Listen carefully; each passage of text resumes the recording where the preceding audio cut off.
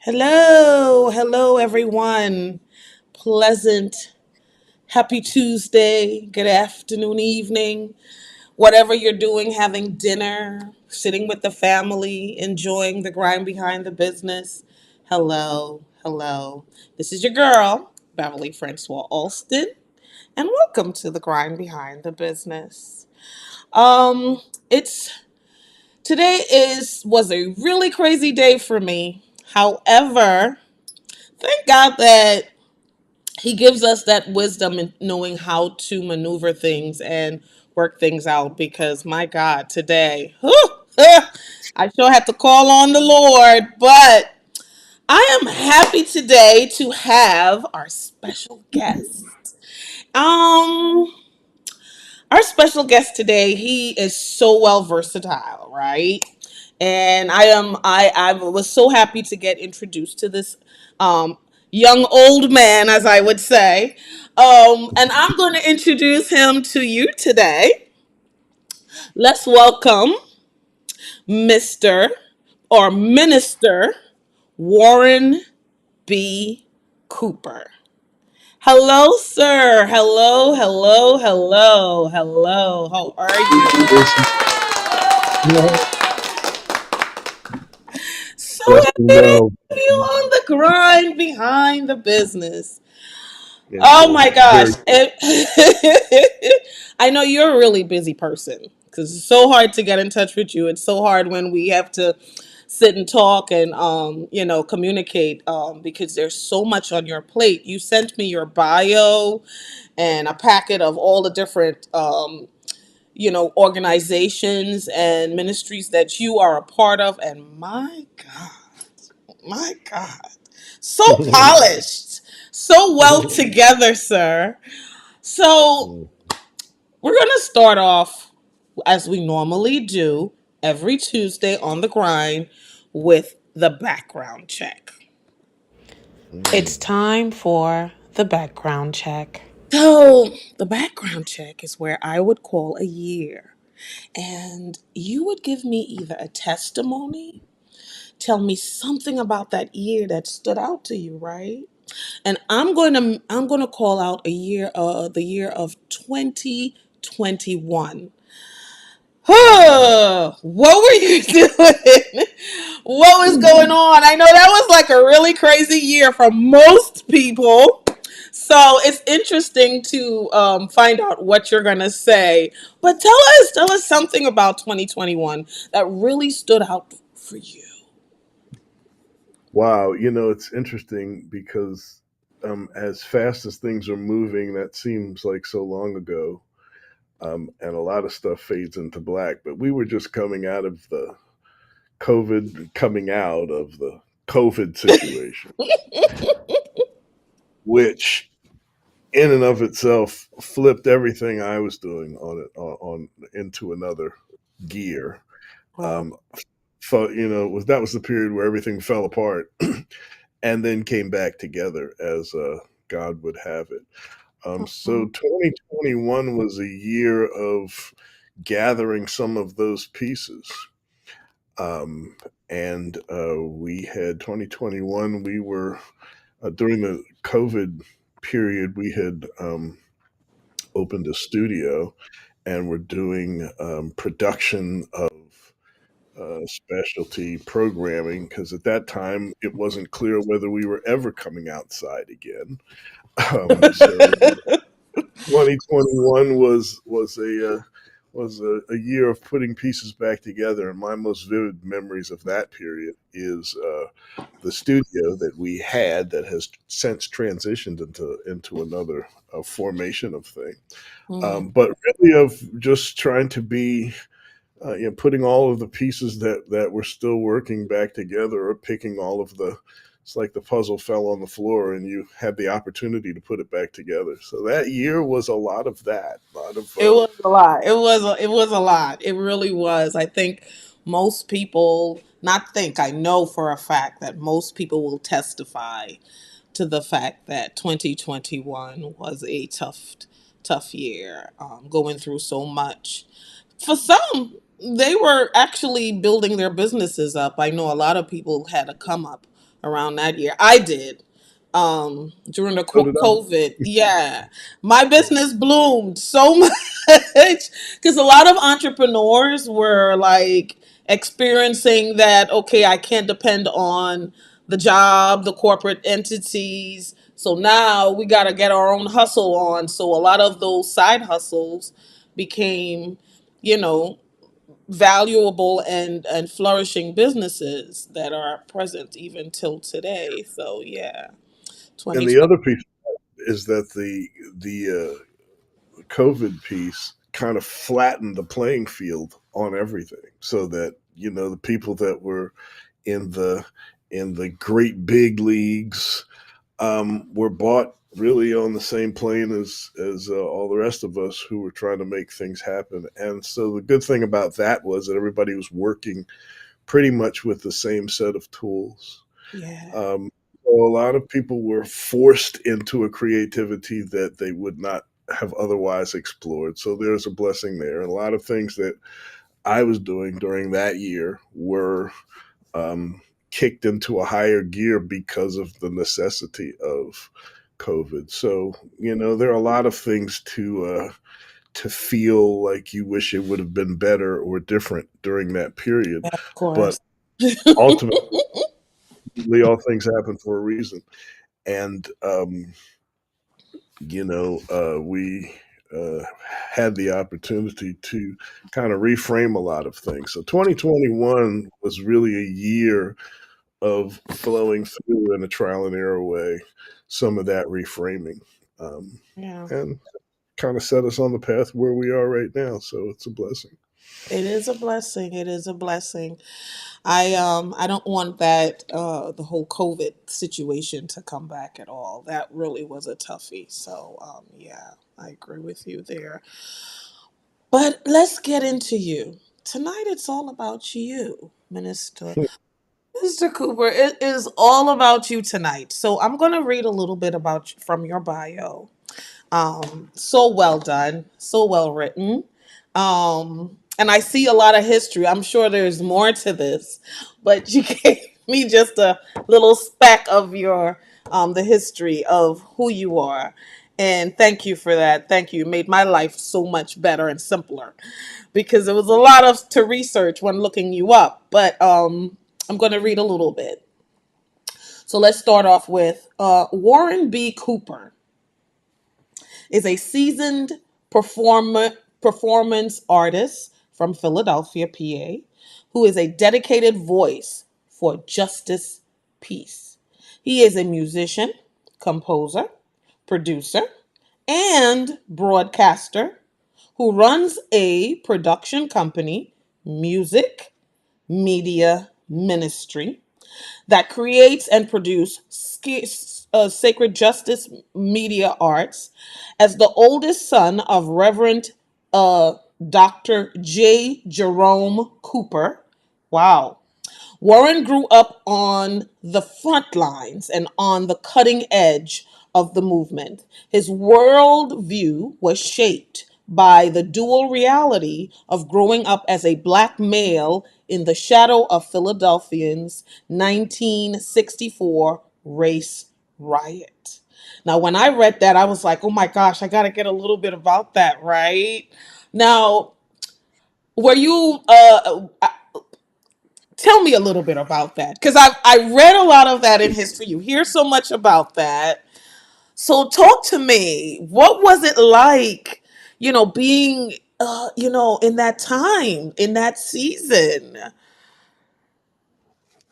Oddly enough, the season we are in now is vaguely familiar with that one. The riots, of course, were in the wake of the assassination of Dr. King, and those riots were on in a lot of different places in Philadelphia, but centralized mostly in the area called Columbia Avenue, which is now Cecil B. Moore Avenue. Right? And Yes. that was blocks away from where my father's church was, with church where I grew up in Broad and Diamond, and also was kind of in the stomping ground of where we did ministry. Yeah. The Berean institute was close to that, and that was a part of our church. So it was a personal experience that I grew up. My father was a political pastor, and during that time, there were a number of issues that affected Black people in that North Central Philadelphia community. Mm. And were of different faiths and of different denominations. So our church, along with the Church of the Advocate, which was further up Diamond Street, were central meeting places for Black clergy, people from the Islamic faith, Wow. and also some Wow. of the rabbis from the Jewish people that still own the property then there. So that's the 60s. There's Yeah. incredible unrest, police violence, and all of that. Yeah. So my exposure to that as a 8-year-old or whatever I was in that my at my father's knee in those meetings, watching coalition happen and all of that. That was a very formative experience. Oh. Thankfully, I was not in the middle Of of the it. riot, Yeah. but we were on the fringes that were very much a part of what was going on. The unknown of what's going to take place in the future. That's, yeah, that does sound familiar, right? Presently, what we're going through.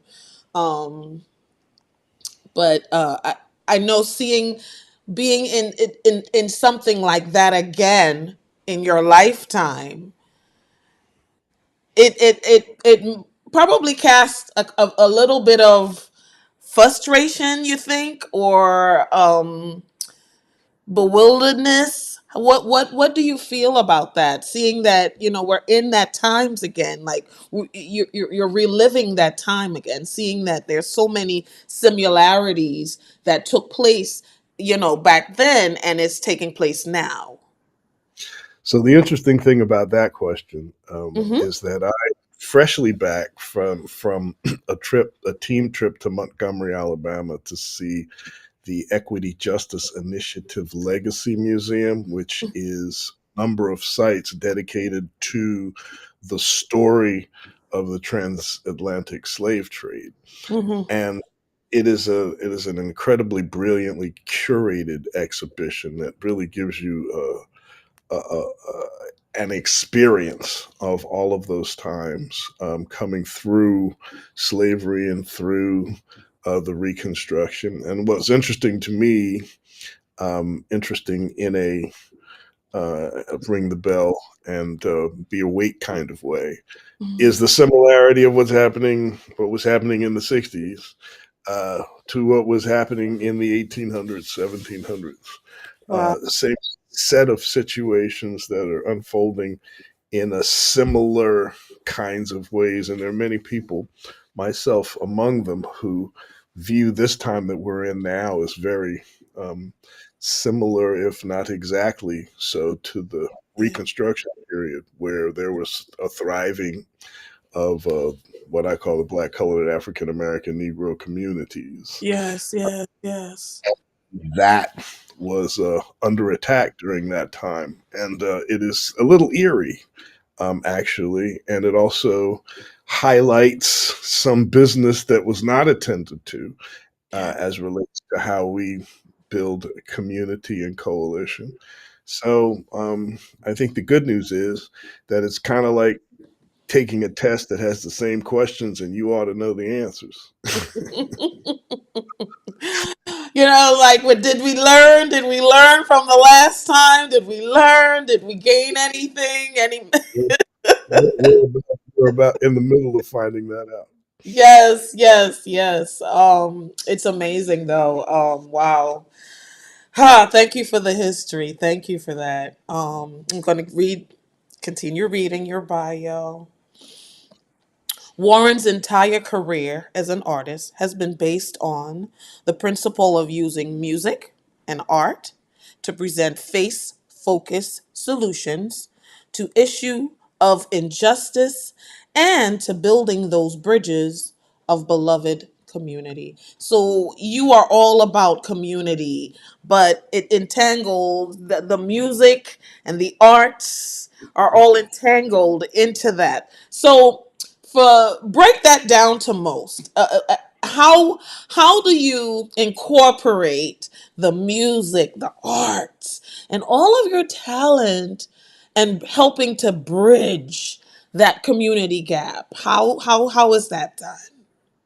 So, um, rather than give it a formula, it really emerges out of being. I mean, all of what I do artistically, so I have a lot of different capacities in that regard. And when you're doing art, a lot of people do art and music and those kinds of things Yeah. for entertainment, right? And I have always been, had an anti-minstrel kind of vibe. Like, this is not singing and dancing to make people feel better. Yeah. And I have cast no shade in that direction.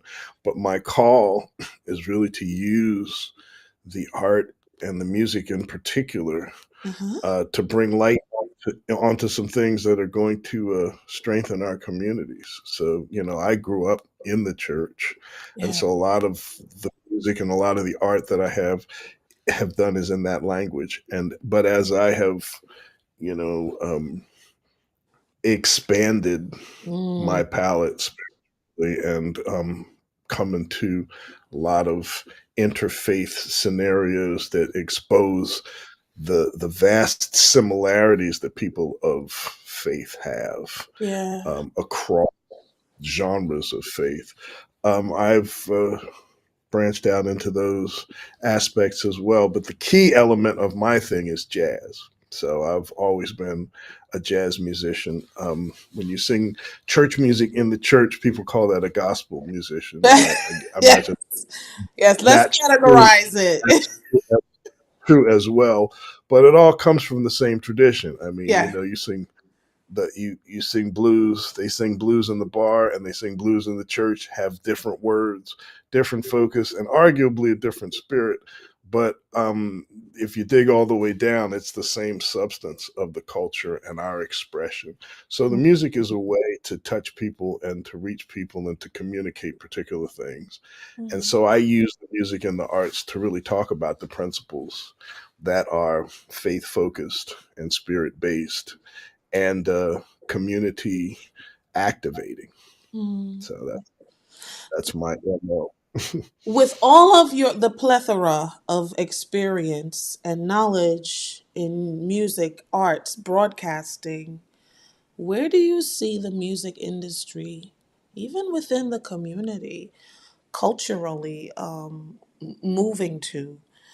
In because it's not, if you were to ask someone presently who would be in the age group as mine and older, so I'm in my 50s, so I'm thinking 45 and older, they would say, oh my god, the music has changed, it's just not like it used to be.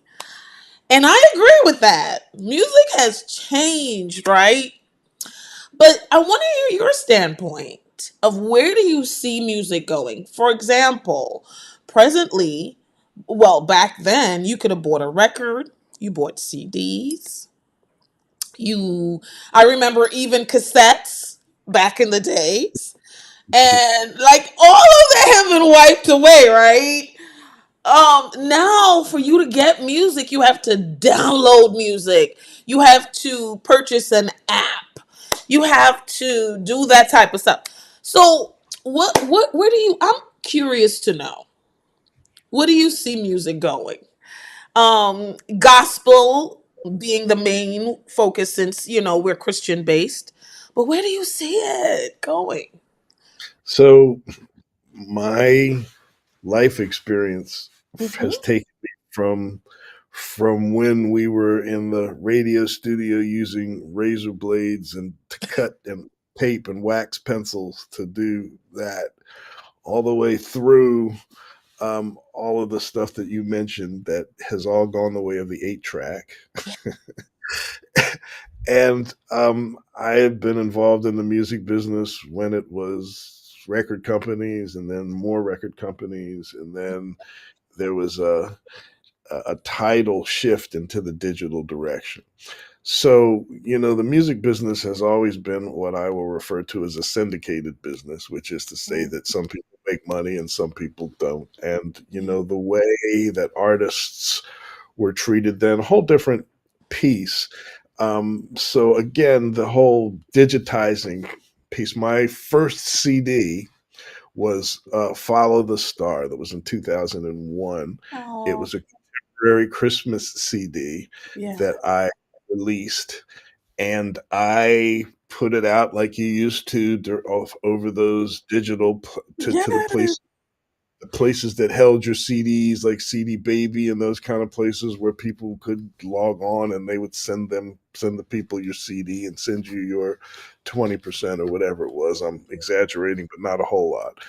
Um, and a year after that, somebody called me and said, that during that period was when all of those music businesses that were doing that kind of distribution were Yeah. transitioning out of that into digital. And so they took their whole warehouse and turned to digital. So somebody called me and said, "Hey man, I just bought one of your songs from my ringtone." I'm like, "Your ringtone?" And so Verizon was selling all of my music for ringtones, right? So that's a story about my experience in the digital transition. Yeah. Fast fast forward to now. So good news is anybody can put out music anywhere, right? But Yes. Yeah. bad news is that, I'll go out and put out a record or put out a project, and that'll be like me carrying a leaf outside and putting it out with all the other leaves, uh, and you just in the middle of a pile of leaves, right? Yeah. So, Yeah. Yeah. the other thing too, so from that Follow the Star CD, I did do all the put your music where it's supposed to, and you're supposed to get royalties. So my highest earning record is my arrangement of Little Drummer Boy from that Follow the Star CD, and I get Oh, wow. annually I get like a check that's anywhere from between $7 and $24, Wow. right? Wow. Wow. So, Wow. so you celebrate you celebrate the principle. And Justin Bieber or someone like that who has millions of listens, um, Yes. they only get tens of thousands of dollars, right? So that the whole system as it exists now is somewhat exploitative, even more so to the artists. At Yes. the very same time that it gives everybody a whole lot of access, I So cannot I cannot even imagine being an artist in this specific season because at least when you have a CD or a record or something, you can call it your own. It's your own. And it's limited to whomever buys it or whoever goes into a store and gets it. Or even if you're downloading it with the idea of someone's paying a certain amount to get it, right? But now someone comes out with a song, a music, a gospel, you can just go on YouTube and let me just go listen to this song. Meanwhile, and exactly. you have the song. It's like, and so for me, I see a lot of artists now that are going out there that are doing more concerts and they have to be at a certain echelon in order to make some kind of money from music. And music is so lively. Music is so good. Music does so good to someone's body, their mind, their soul. And even in school, you see that music is being taken away, right? You see that so much. There would be community events that promoted music, and now you don't see a lot of that. It has just become so. And I guess that just hearing your point of view, just that's the eye and tells me that it is what it is. So, I want to say a little more about the more specific question that you asked about gospel music. okay. So for 28 years, I did a gospel music radio show called Ovations, and it was a celebration of each. It was a 3 hour program, and we did a variety that was from old school field holler, Negro spiritual kinds of things Yeah. through classic, contemporary, and also progressive gospel. And through the years of doing that show, um, the transition of the music into what we'll refer to as a popular frame, and what popular means is, music that plays on the radio, music that is in a particular consumable way. So it's uh, gone from the contemporary, from the classic worship focused music to jump around, feel good vibrations, which Yeah. has a much more shallow theology with it, much more shallow.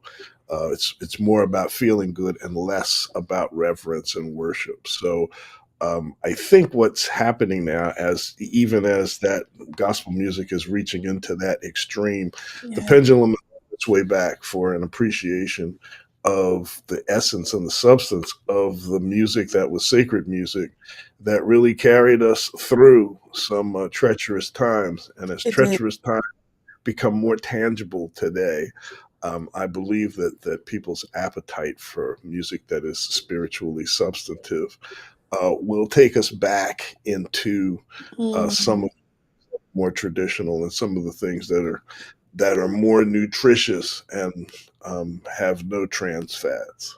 Yes, yes, yes. I love how you put I love how you worded it in such a great way. No trans fat. Because we don't want any trans fat. When we want Lot, just that good substance. Yes, yes. lot of stuff that we will experience in what is currently being called gospel music radio, and a lot of the praise and worship stuff. Yeah. It's self-focused, and it is like eating highly processed food that is meant to taste good and does nothing for the nourishment quotient of your situation. So Yes. Yes, yes. No, I totally agree. Sometimes it's so hard to find worship music because I know there's we all know that there's a difference. The praise music is praise music, and we even see praise music now playing in clubs and other places. But worship music, it's and really hard, right? To and you I don't think there's anything wrong with that music playing in clubs either, because I do some music that's meant for that, right? yes. And there are different venues in which you do the gospel, but even that has to have some sort of substance from it's got to have a message for you that's not just, ooh, yeah, yeah, I feel good. It's good. God's been good. I'm not making fun of that. I'm just saying that that's like, having a diet of Oreo cookies.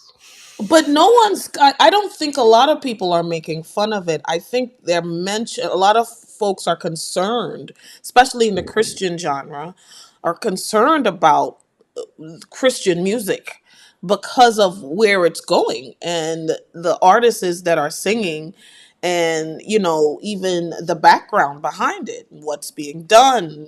What are you representing? What are you singing? So it's a whole lot of that I, as you worded it, the trans fat that So has to come out. But sometimes it's so hard to find an artist that gets into that worship music. Like I'm always looking for those times that you spend, that you need for a time such as this to make it through, you know.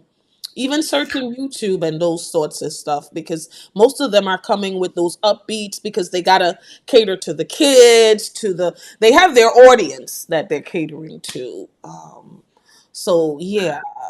Well, I would say a travel through any of the gospel that happened between 1940 and 1980. And Hmm. of course, gospel happened after that and before that. But that segment of, there's an evolution in the music that even when it was progressive, Yeah. like through the early 80s, it was still substantive. It wasn't just about a beat to jump around. And I think so, people who are looking for that, there are artists that are doing that. Yeah. Yeah. And some of those classic gospel artists, even taking some of those songs, and people like Mary Mary and a number of others have done that, you know, um, transitioning classic gospel songs Hmm. into a more contemporary frame. But it's not about the beat, it's about the substance. I agree with you 100%. 100%. And we need substance right now. We need it. Ugh. Indeed. So I'm going to get back into your bio because there's a whole lot of projects that I want to mention and I want to get to know, right? So it says here Warren has been a professional musician since the age of 9, with roots in a wide diaspora of traditions. His performance presentation is a gumbo of distinctive artistry. I love it. As a composer, lecturer, and voice specialist. So, can you break down what a voice specialist does for us?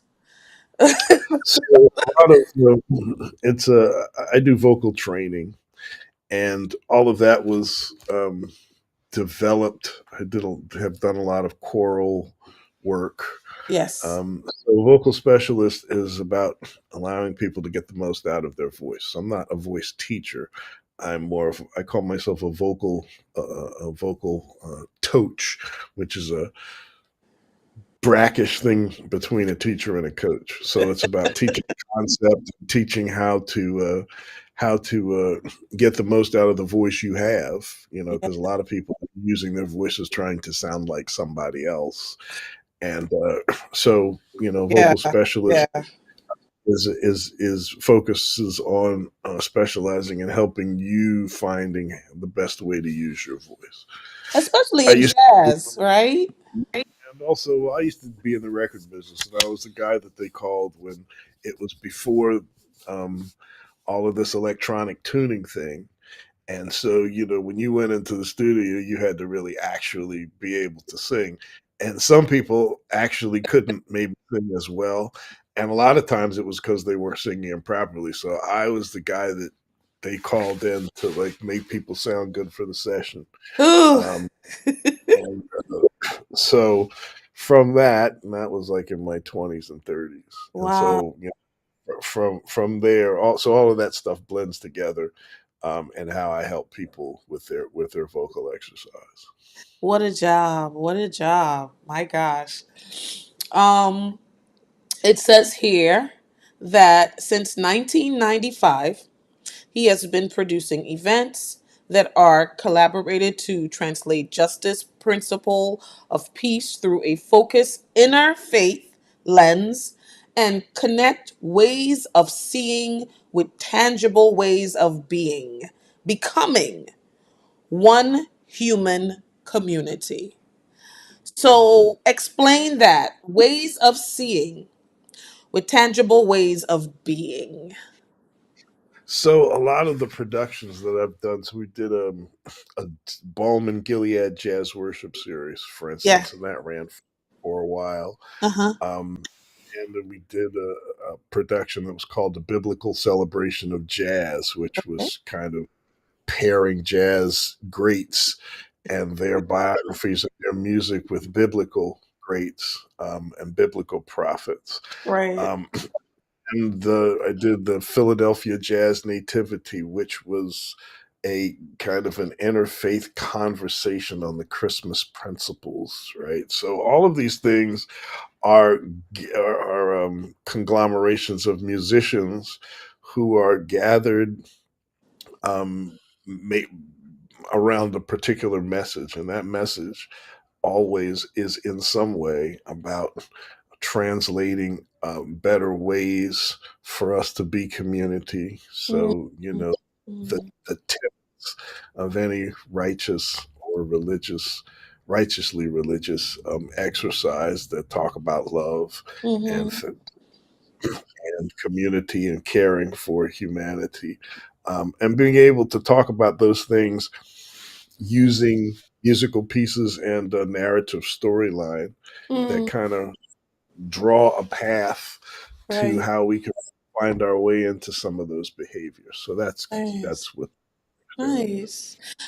One of the words that keeps standing out in all of the things that we're talking about or in reading your bio is community. One of the things that I keep hearing is community, and it just seems that's a common denominator apart from God. Of course, God is, we serve a good God, but one of the things that I keep hearing standing out with you is more community. Like that's like a passion for you, is it? Well, so and there is a distinction between God and community, and they're also the same, right? So Mm, if we're expressing principles of God as yeah. the lawyer that tried to trick Jesus into saying, what's the best principle for us to live by, and it's to love Yes. God with your heart All your and with heart. the Yeah. exact same priority, Yeah. love one another as yourselves, right? So that right there is a mandate for community, Yeah. and it also makes the act of being community synonymous with the act of expressing God and godly principles. So they're not really different. They get separated in conversation, but beloved community is a community where everyone is valuing everyone else, I love and it. even people express themselves differently with faith principles. All of those principles lead at their root to a care for community and a respect of others as you respect yourself, which the asterisk with that is you have to um, respect and love yourself, and a lot of people really are loving others as they love themselves because they don't love themselves. So that's another issue, That's a whole but nother subject for a whole nother topic for a whole nother time. Yes, it is. sir. Yes. We're seeing a lot of that nowadays. It's a lot of people pleasing. Um, but I think it's tied into belonging. I Yeah. feel like people have a yearning to belong to something, and they eventually will do whatever they need to do to just stand out or to belong somewhere. Um Gone are the days where you Yeah. would love yourself and want to spend time with yourself, evaluating yourself, giving that self inspection. But then that's what community to me is all about also, being there for that person and helping them to understand and to love themselves. I think as they start to see other people loving themselves in a good way, it rubs off. And that's where the community, and a community for me doesn't have to always be like that whole, everyone in the neighborhood, but just those who gather together and learn to work together and unify themselves together, because it's not everyone that are like-minded or want to be Yep. connected or want to be a part of the community. Even though they're in the community, they don't want to be a part of the community. So, community sometimes means so different, so just different to everyone. And you're right, the self-esteem, the personality, and who we are individually, even in a black community, especially. Oh my gosh, plays such a big part. But I love what you're doing, because what you're doing is not just being a part of the community and supporting the community, but you're bringing your art, your innovativeness, whatever the gift that God has given to you individually, that you have mastered, you're bringing that back and saying, here, let me offer my gift to the community. And that, my friend, says a lot. So I have just a list of different organizations that you are a part of. I mean, oh my gosh. It was like 2 pages long, right? It says, and just to get into it, it says Warren has released 8 musical recordings projects in various in various screens during church with jazz, following the star, reconciliation, bringing it all back together, healing through worship in praise, guitar and vocal, talking about choices, Christian time to creation. I mean, I have a whole plethora of stuff that you have created. But then when I go into all of the organizations that you're a part of, it also adds to the character. Um, we're talking about Philadelphia Clef Club of Jazz and Performing Arts. And you listed all of the roles that you played in that. Um, Stop the Violence campaign, which is a huge community campaign. My God, you were a peace ambassador under the Germantown Peace Project lunch, Passion for Peace Pledge Drive, just all these different things. National Council of Elders, you know, you're under the communication team, network development team. Just I can go on and on. A Just lot of a stuff. plethora of things, High. right? My You know, goodness. so it's an interesting thing because back, um, uh, so you called me an old young man or a young old man. I Well, forget well what you. right. I kind of merged them, right? It made me laugh. It's like he's an old dude, but he ain't that old. But No. so when I was in my, I got a call to ministry that Yes. when I look at it, as I trace it back, it was when I was 8 years old, Yeah. and some of the things that I saw in the context that I described, just with community meetings and where faith meets justice and where both of those things are involved in activism.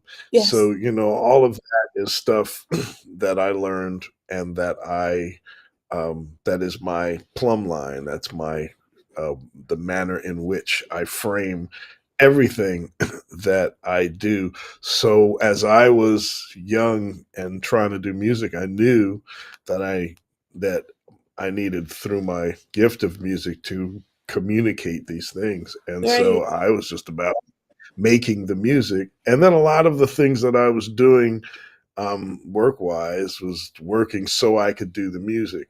And so all of those other things that you were just reading in those organizations Yeah. are it's like a lot of justice work. And I am actively fusing justice work and the arts. Um, but the fusing them requires that you hold each of them and blend them.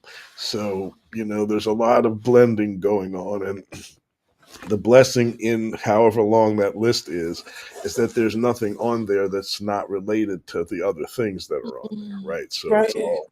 uh, it's all different hues on the spectrum of talking about bringing attention to actually living into justice principles and supporting Mm. organizations and doing who are doing programming that speak to that priority. So um, I decided, so that list got, there was one more thing that got put on that list, which has to do with the Faith Vibes Radio. And the Holy Spirit said that's the last thing that's going on the list.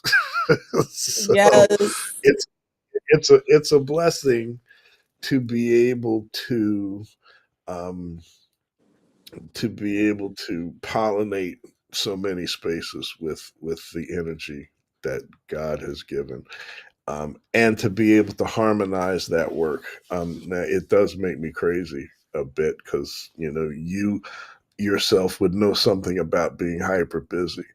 Um, but my thing, when it's getting ready to overwhelm me, I remind myself that nobody prays for famine, right? Yes. You pray Yeah. for blessing, Yeah. and you pray for the flourishing of your ministry in the space where God has called you. So when that happens, my colloquial way to say it to myself when I'm getting on my own nerves is shut up and eat. You ordered the food, just shut up and eat. So just do the work, just flow through it. And it's also, an exercise that God doesn't bring you to anything you that God won't bring you through, right? So Key. That's the key right there. Just understanding that, right? Yes, yes. it's submitting to that process. And I say that not as someone who has perfected that, but as someone who continues to work at perfecting it. Yay. You know, working for God and sharing your gifts in life, I think it's like so fulfilling. I feel like it's so fulfilling. I don't think people who haven't done so understand how fulfilling it can be. Um, to live out your dream, your passion, the purpose that God's called you for is one of the most awesome things ever. And it doesn't mean, and it doesn't take away from the issues, the warfare, mentally, physically. However, it comes. It doesn't take that away. As a matter of fact, it intensifies even Does indeed. more. I Even say if a piece of iron could tell you the story of how it became a sword, it would not be a vacation story. It would be over the heat, bang, bang, bang.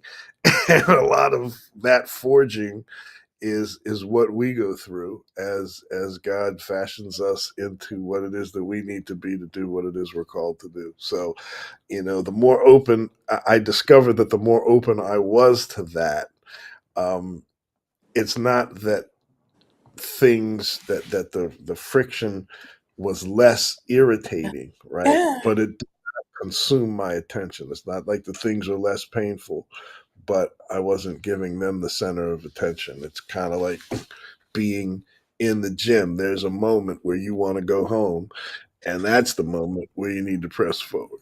you gotta keep yes, yeah. But it's that grace, right? I feel like it's the grace.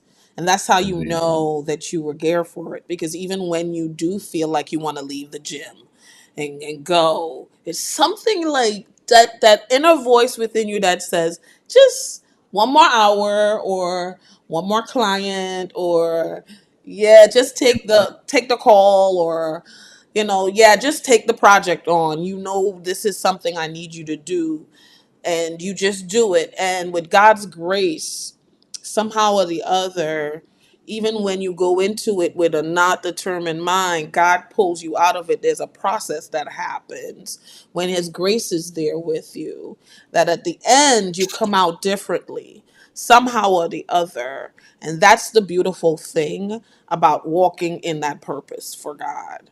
You get to just use that gift to do something so awesome. And even while all of the storms and crazy mess, as we the young folks say, life be lifing, ebonically Life, speaking. life, indeed. Life be lifing. Um, God still allows you to see the goodness, the grace, His and grace. and and you're allowed to see that as you keep your focus on God, right? Like, and that's the thing. Like waiting on God is not like waiting on the bus. It's like waiting on a table. Yes, you yes. gotta you That's gotta the put yourself beautiful into it. thing. Yes, yes, yes. And I know that with all that you're doing, I can only imagine all of the things that you had to put up with. I know even working as a broadcaster, because you've worked in radio before. Sure, you are, going into the radio again, but you've worked in radio before. You've had like a lot of experience in radio as well. Radio is my first love, so I've been literally doing radio. There's a picture of me as I guess I was a 4 year old. I had to be 4 or 5 or whatever, and my father used to have a Bell and Howell reel to reel tape recorder. So so I'm squatted over the tape recorder. I look like I'm three. It's 3 or 4 or 5 years old, something like Uh, that. And that was my. And I started doing tapes and putting together like little splices and programs and all of that, and did college radio and did Temple Public Radio for I guess it was 28 years. wow. So radio broadcasting and sound have always been my thing, Yeah, yeah. and so it's a creative or a palette that is a blank canvas that you can create experience with sound. So that's That's good. been a piece of my Well, I'm hoping that maybe I will be able to stretch you even more in the future, using you in the broadcasting experience because you come with so much knowledge with music, arts, broadcasting, and it's important that people tap into those who are experienced because I think a lot of times when we step out, um, and we mess up, the wise counsel, the people who have been there, who've done it, who've known what to do, is the ones that we should seek. And I think a lot of times we don't because we'll go on YouTube or we'll go on here, but we won't call a person or ask a person to sit and have that wise counsel. And even in my book, I wrote that when you're going into business, when you're going into any sort of major thing in life, project, whatever it may be, wise counsel is always needed. Always needed an advisor, someone there to say, hey, I don't think this might be the right thing for you. Someone who would know and understand the signs and have been there. Um, and it's really sad because a lot of people are going to folks who may not be experienced, have not gone there, and they will take an advice from those people because of friend or family or the close knit. So I know having you a part of the team and a part of with the experience that you're bringing to the table, it'll be an awesome experience because you're coming with the experience, you're coming with the knowledge, with the wisdom, and that, my friend, is gold. In a time such as today, it is gold. So so I appreciate that, and it's really important, I think, for us to note that faith based platforms need to be in place and yes. operating as a counter narrative to some of the other things. Because people won't know unless it's like the Ethiopian eunuch. Well, how will I know if nobody teaches me? Right. Yeah. So I'm so your platform and platforms that are uh, speaking truth to power and doing so in the language of faith and doing so with instructional purpose and inspirational purpose. Those are things that we greatly need now. So we must prioritize our energy in that direction. We really do. And I agree with you 100%. I have been just really so supportive of other folks who do have platforms such as myself, um, who are trying to reach those who need information and experience and expertise, such as yourself. And it's not just that. I think it's also working together to help others, to promote people, to, we need to get back to serving and helping others. And like you said, community. Just Yeah. unifying ourselves. This is the time when we really have to unify our minds and ourselves and our resources, not just with food and whatever, because the food may come, the food's going to be there, it's going to come, it's going to go. But what contingency plan do we have for moving forward when the money is gone and the budget is gone, and now they get tired of giving the food and the what is the contingency plan as a community? What do we have for moving forward? Like for me, that's always been a thing. Planning. Okay, fine, we're here now, and here we're pulling our resources together as a community, but we have to do something different for moving forward, unifying our minds, working together. We're I feel even as a black community, we can be so divided, even in music, even in arts. You see that, right? We've got to learn to bring ourselves together. Yep, it is true. And I think that those, um, it's a shifting of values because, everybody who's doing music, whatever kind of music, gospel included, Yeah. are not approaching it with the same intentionality, right? Like I used to say, some musicians are into being musicians, and then there are those who are into the music, and those are two totally different kinds of people. And so you factor in spirit and faith, and witness and the responsibility that the people feel, versus I want to go get a record deal and be famous, right? So there's a lot of that because we have been our community sense has been infected by a myth about individuality being a better thing. And individuality does not get lost in community. Individuality is expressed in community. And I think our survival, not just as a black community, but as a human community, depends on that shifting our thinking back into that kind of frame. Yes, yes, I'm so in agreement with that.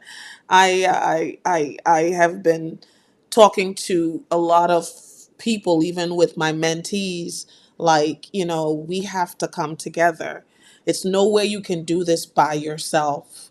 We have to shift gear and mindset, and no longer can we try to just do things on our own. It is not like that. And in order for God's work to take place, which is a one anothering anyway, if you're in the body, you have to get used to that. And I think even in this time, one of the things that it is doing is it's forcing that one anothering.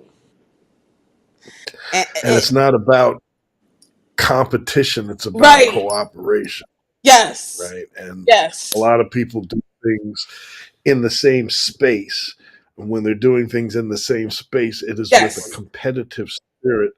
Where if you have a cooperative spirit, then you're going to get twice as much from what each of you are doing if you're able to collaboratively approach your goals and not have a value of, well, I'm going to win this or I'm going to be the one at the end with the most stuff in my pile, which, the Bible verse about that is God says, you fool, this day your soul is required of you. Doing with that, right? So I mean, just the shifting of our priorities into a space that values community and actually sees community as our only way through some of the days that seem like they're on their way, and some of them are already here Yeah. again. Yeah, yeah, yeah. I totally agree. We have to really get our minds right and get ourselves together, shift the gear, um, and have a plan for moving forward. We really do. So, yeah, I am so in agreement with what you're saying. So, this is going to be one of my last question to you, and I want you to be honest about it. What is some of the negativities as you being an artist, a musician, and broadcasting? What are some negative things that you see happening that you as an individual is as you're moving forward you're trying to change or you're trying to become better based on that negativity? Um, so many artists out there are all about entertainment, which, hey, when you go on a concert, but I feel like as an artist, it can be so much more than just entertainment, right? So, but that's my take. So, I'm looking for you to express what do you see negatively, and what can you or what do you see yourself doing to better that? So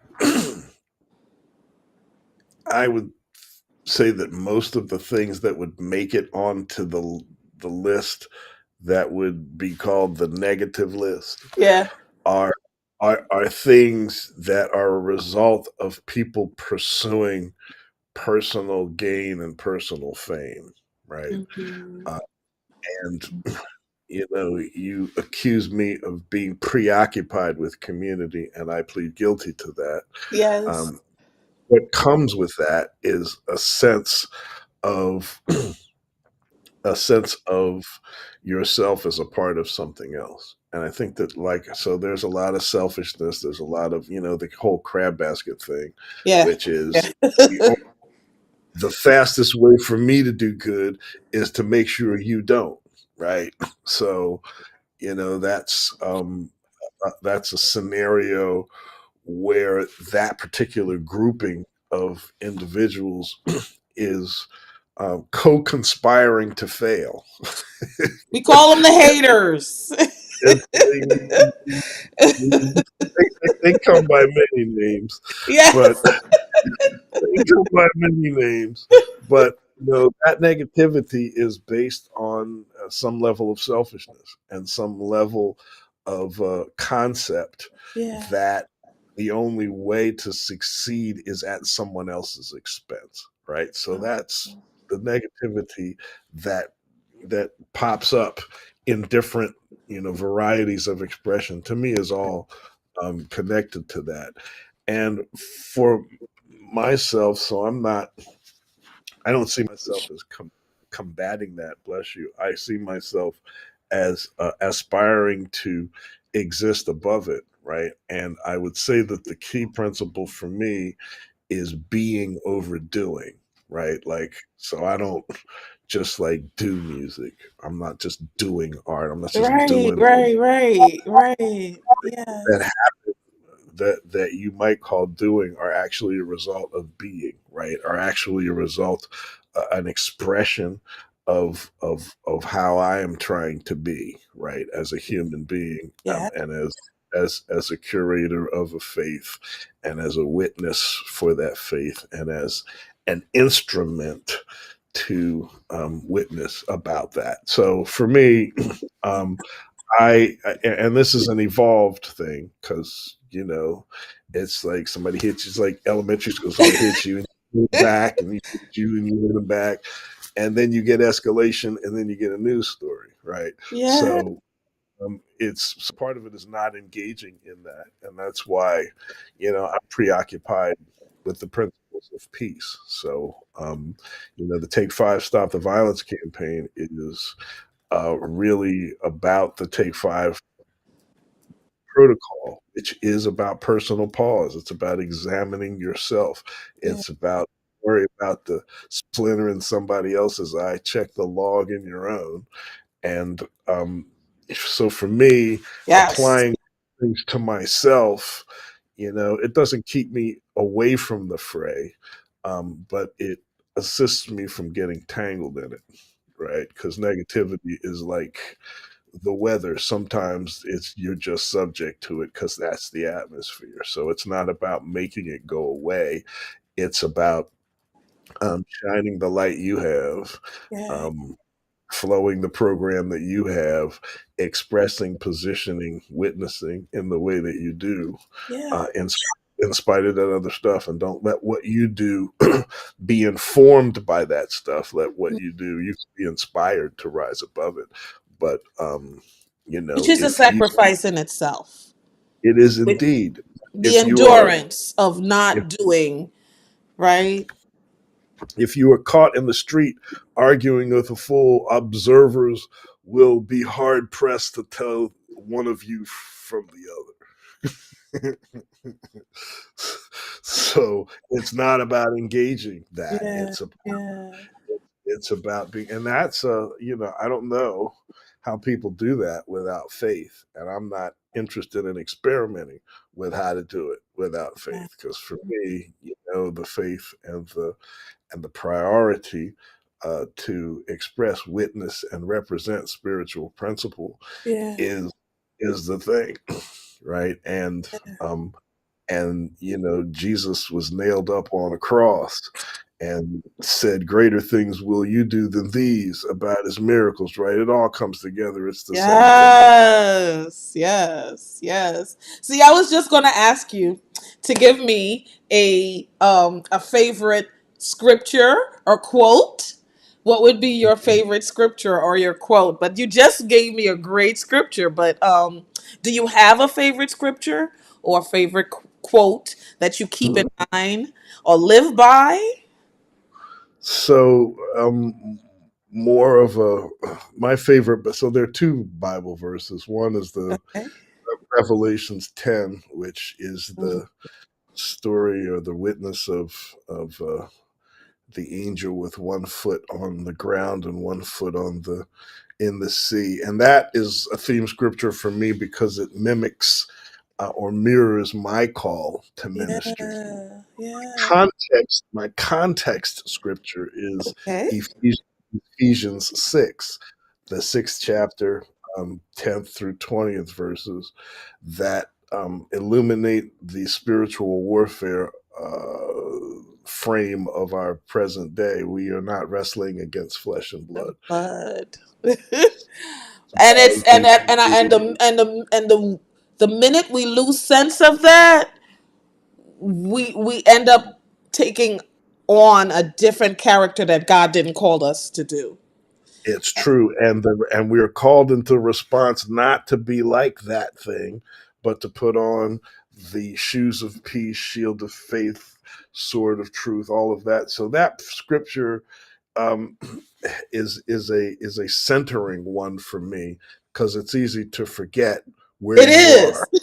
is. it, dealing with Easy. today's while life is lifing and dealing with people, children, husbands, life, business, everything, it's so hard to remember that we're not fighting against flesh and blood because it seems that way at times when people come at us, when you're like, okay, now I need to check you or something happens. But oftentimes, if you have that relationship with God and you go into that prayer time and that's happening, He always reminds you. That comes to me all the time. Like, listen, I know, but this is not even about you right now and what you're wrestling against. And even though they said this or they did this or they whatever, you bring it to me. Let me work it out for you because you don't even realize what's behind that. It's There's a true. whole bunch of spiritual wickedness and things that are being fought behind the scenes that you can't even see. So as God's vessels, just like you said, you're an instrument in the hands of God. As God's Yeah. vessels, sometimes we can't give in to those things and those desires and those, you know, uh, One of the things that stands out to me as you say that, and it's one of my favorite, and I have to constantly remember, is James. In James, where it says, be quick to listen, slow to speak, and slow to wrath. That is that scripture. I had to keep repeating it because, my God, in a young age, oh, ooh, That scripture is the take five yeah, protocol. Right? that one right there. Step back, take a deep breath, count to five, be quiet, stay calm. Right? All of those things. And as we do that in the spirit, God, you hear another voice, that voice that says, pick that up and throw it. That's not the one you're listening to. It's the still small voice. You have to wait on it like Elijah did. Even though sometimes you go, okay, God, I think I don't want to hear your voice today because I Right? really wanted to go with it. There is that. Yeah, That's another podcast let me too. deal with That's this because the flesh does come out every so often, but because we're humans. we But have it. yeah, Habits. yeah, but it's a beautiful thing that we can always refer back to God and His Holy Spirit, and He pulls us back in and tells us, all right, now. And this is why it's so important to have that relationship so we can stay under that fire, like you said, and under that cleansing and that right mindset that we should have when we do falter or decide to go astray in some things. And And in I those can see moments, God I feel leading you. and those moments I feel like it's important to distinguish because a lot of people, when they're speaking about God, are looking outside of themselves, right? So that's the other thing about the whole self love and self respect piece. We are instruments of God, and in ways of thinking and seeing and being, we are, in fact, manifestations of that divine presence. So, thinking of it in those terms changes your relationship with everything else that's happening. All the time, all the time. For me, I have to constantly, because I have that scripture always in my head, I have to always seek sometimes wise counsel before I respond to certain things or certain people because I can find myself speaking flesh and it's not needed for that situation. Depending on the big picture, I may not need to respond that way. I'm going to take the hit because God's doing a big thing right now. And it's important that you shine that example, be that light, be that salt and light in the situation. And that sometimes mean that you have to be the catalyst. You have to be the doormat, that they're walking over, and you gotta always say it's okay, even though it's not, because God's doing a bigger thing than you. It's a big picture and we're just that dot on the equation, on that picture that He's painting. We play a And part. that's we do. But you have to. What you're talking about is humility, right? And Yes. so it's both all about you and not about you at all, right? Both of How those about things at the that? same time, and that Woo. sounds. That's exactly what it is, Yes, and yes. and we can see that as we see God in ourselves. Such a pleasure talking with you. Oh my Me goodness. Such a pleasure talking with you, Minister Cooper. You have been such a delight for me. I thank God for you, and I thank God for all of the things that He's doing in your life presently and has done in the past.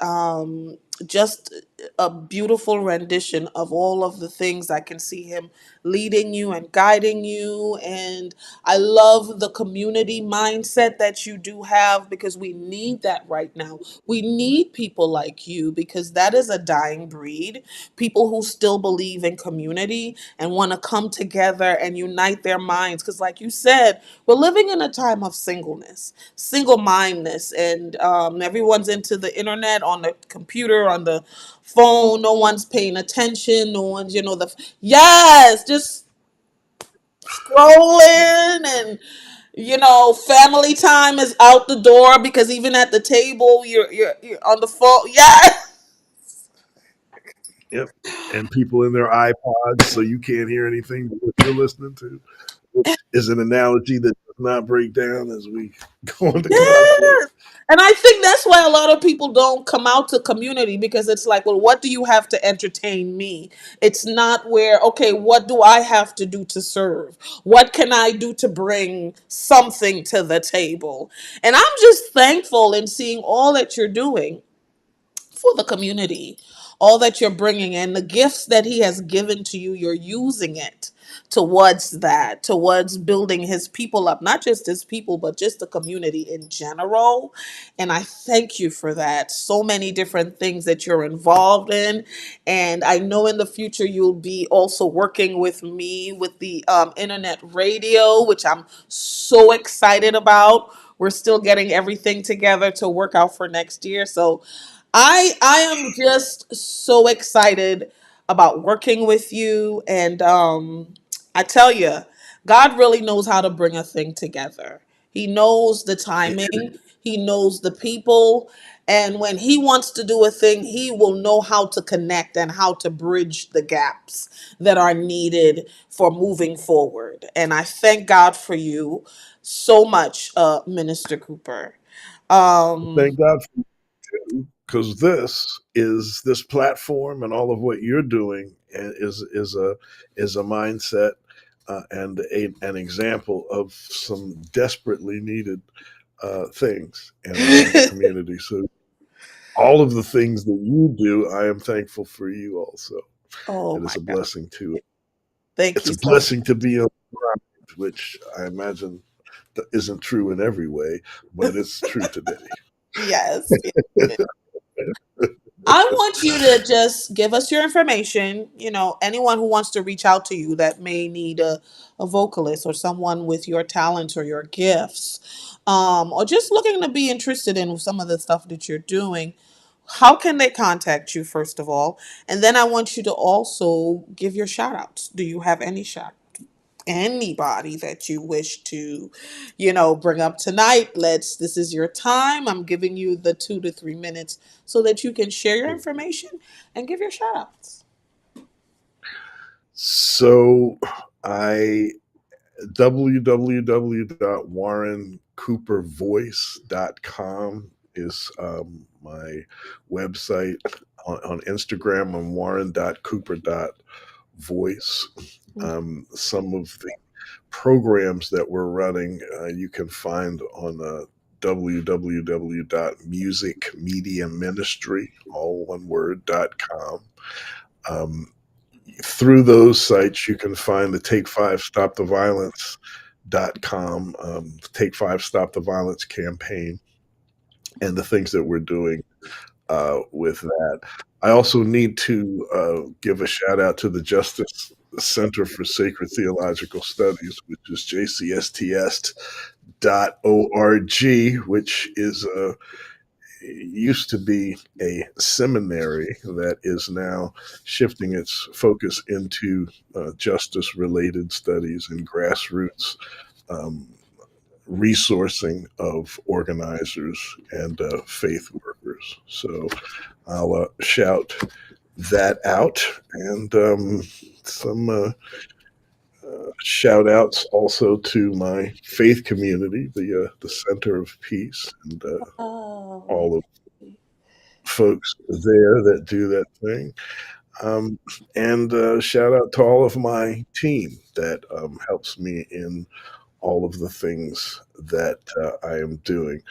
We've got some things coming up in the beginning of next year.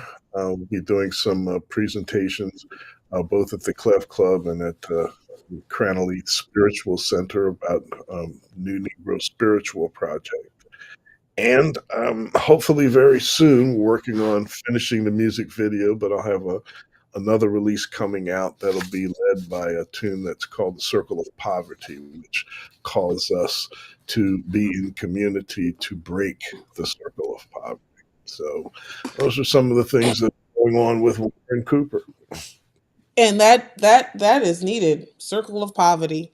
That's needed right now. So, as an inspiration, as a motivation. So that's when that it's time for that. Just let us know so that we can at least help you promote it and get it out there on the airwaves. Yeah, And definitely.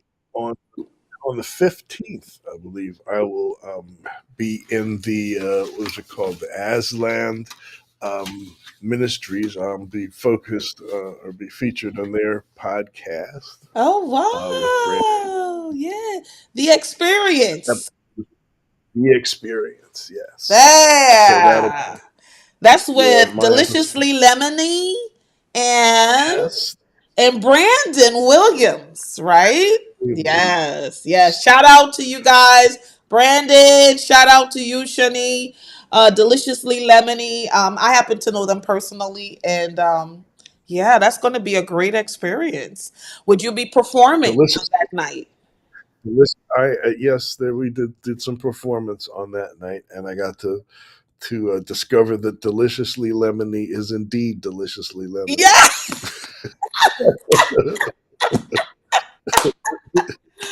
Yes, yes. So she makes one of the most awesome lemonades. She has so many different flavors. She has been on our talk show several different times.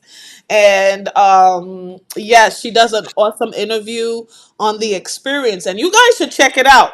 So check them out on YouTube, Aslan Media. Go on YouTube and check them out. Type in Aslan Media and look for the big lion. Oh. It's gold and black logo, but definitely check out Aslan Media with the experience with Brandon Williams, and the host is Shani Bryant. She is the owner of Deliciously Lemony. And they do interviews with artists, local artists that showcase their music, and they have some really great artists that they've showcased so far, um, that came with awesome testimonies as well, which was so awesome. Because I like the fact that the show brings the music, but also interviews as well. So they're giving us the whole experience, right? We Yes. had a great. So So my episode, I think, starts to air on the 15th of November, so you can check that out also. check them out on the 15th of November. Just go and check them out, and don't forget to subscribe and like. Oh my gosh. So for future episodes or past episodes, remember you guys can go on our YouTube channel as well. We now have the Grind Behind the Business YouTube channel. We no longer will be sharing live videos on the BSF Business Design platform.